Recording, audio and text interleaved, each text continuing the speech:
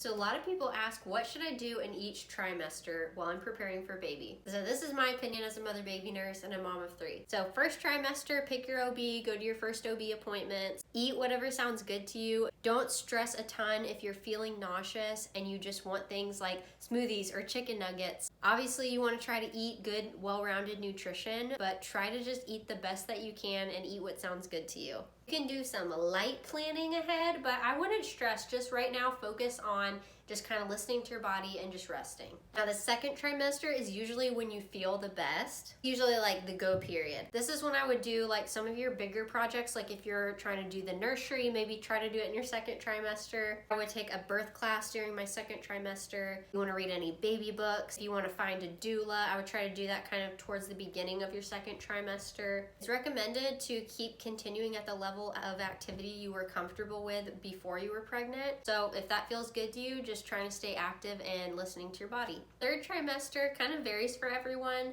The last month can be kind of hard physically. As activity, I like things like doing the mile circuit.